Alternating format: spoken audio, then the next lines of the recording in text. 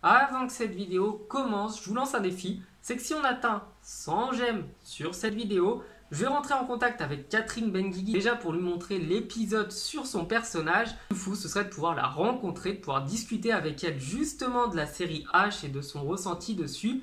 Et je vous mettrai évidemment, si ça arrive, les photos sur les réseaux sociaux. Bonjour tout le monde, bienvenue sur cette chaîne.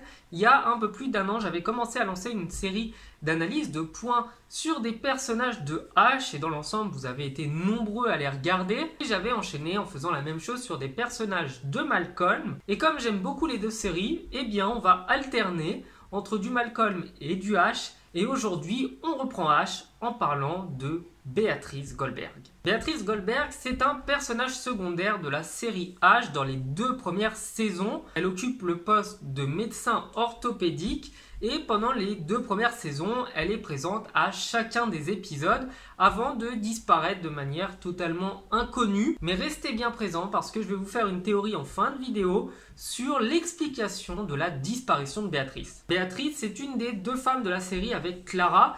Elle est présentée comme pas jolie, la quarantaine, avec un physique plutôt banal et est très souvent la cible de moqueries de la part de ses petits camarades. Tu me trouves comment? Franchement, dans le travail, t'es très efficace.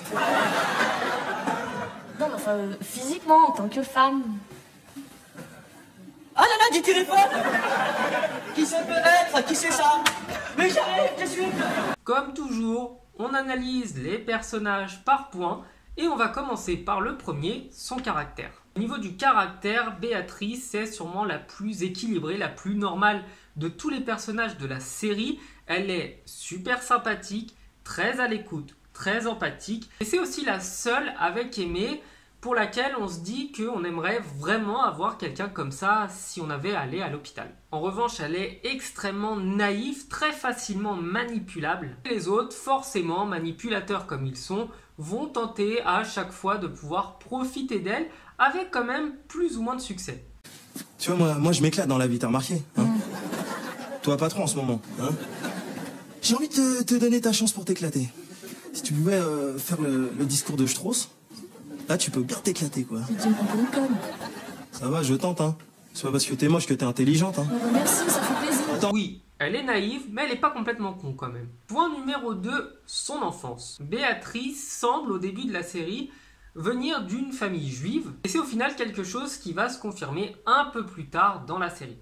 Côté officiel, il y a intendance, administration, staff technique, le rabbin.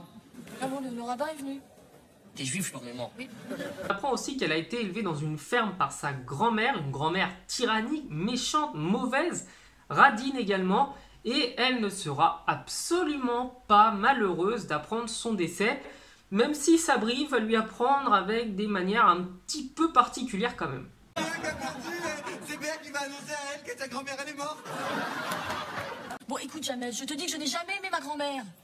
Son enfance est vraiment chaotique, il n'y a pas qu'avec sa grand-mère, puisque c'est son père qui va avoir tué son chien devant elle. Comme on sait que chacun des acteurs a rajouté des choses un peu perso dans son personnage, j'espère vraiment que son père, qui est quand même une personnalité connue, n'a jamais fait ça et que le personnage de Béatrice est purement fictif. Mais pour en revenir à cette histoire de petit chien, je crois que ça l'a rendu complètement insensible au sort des animaux. C'est quelque chose qui ne la perturbe pas.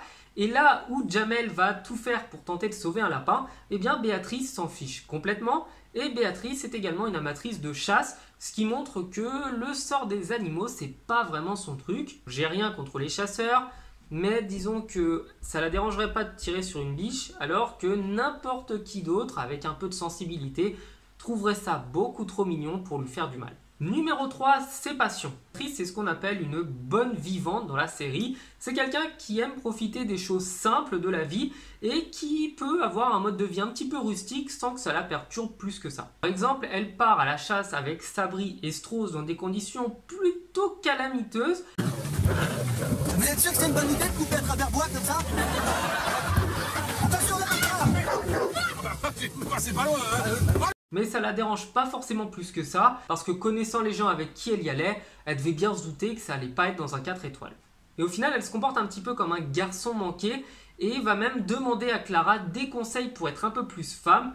Alors on voit qu'elle n'est pas du tout comme Clara, c'est qu'un chirurgien tombera complètement amoureux d'elle, justement pour ce côté un peu garçon manqué.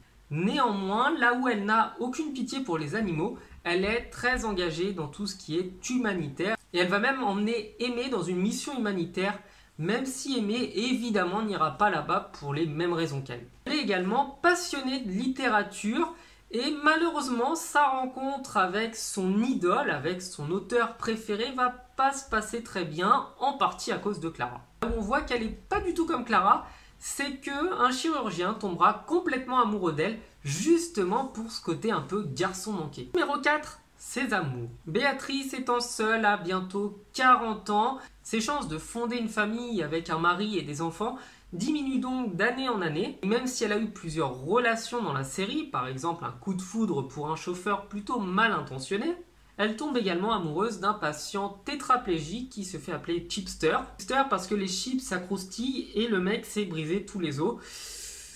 Bref, j'aime énormément ce genre d'humour, mais on est en 2022 et je sais pas si on a le droit de faire ces blagues-là.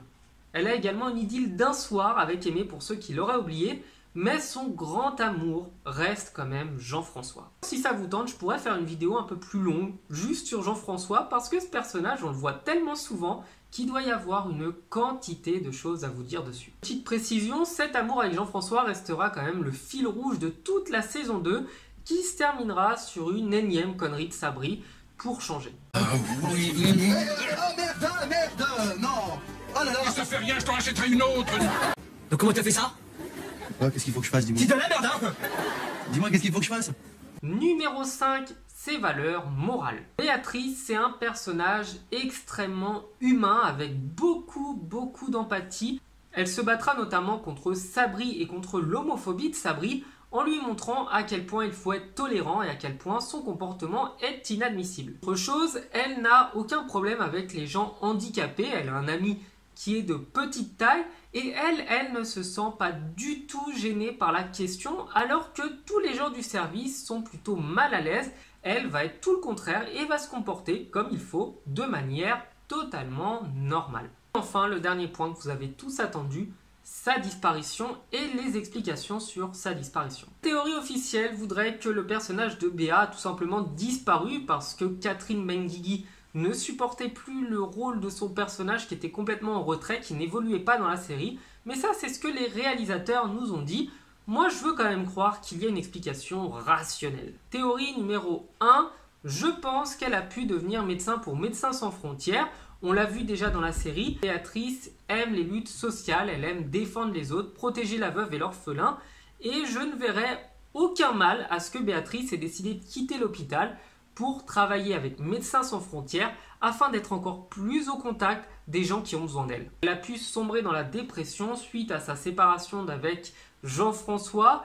C'est quelque chose de possible parce que quand on voit les réactions qu'elle a dès qu'on évoque quelque chose qui parle du Vietnam ou de lui, elle se met à sangloter, elle se met à déprimer et c'est totalement possible qu'elle n'ait juste pas réussi à faire le deuil de sa relation et de son mariage avec lui, qu'au final, elle soit simplement en arrêt de travail longue durée. La troisième chose, c'est qu'elle a pu tout simplement partir de l'hôpital, donner sa démission et trouver un poste ailleurs, parce que ses collègues ne sont vraiment pas sympas. Le professeur est quelqu'un d'incompétent, Clara est quelqu'un de carriériste, et au final, elle a pu juste partir, décider d'aller ailleurs.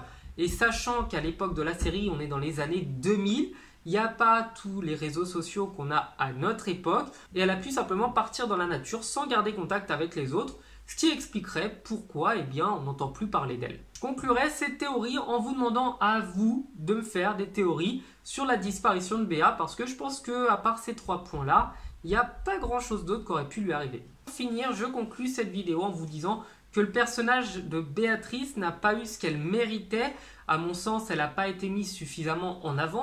Son personnage s'est contenté d'être un punching ball pour les autres, de ne jamais réagir, beaucoup trop naïve pour que son personnage soit vraiment utile. Dans la série, elle n'a même pas été remplacée, on n'a même pas pris la peine de donner une explication rationnelle à son départ. Catherine Benguigui, c'est une très bonne actrice qui a réussi à transmettre beaucoup d'émotions à travers le personnage de Béatrice. On a réussi à bien comprendre comment elle était, comment était son caractère.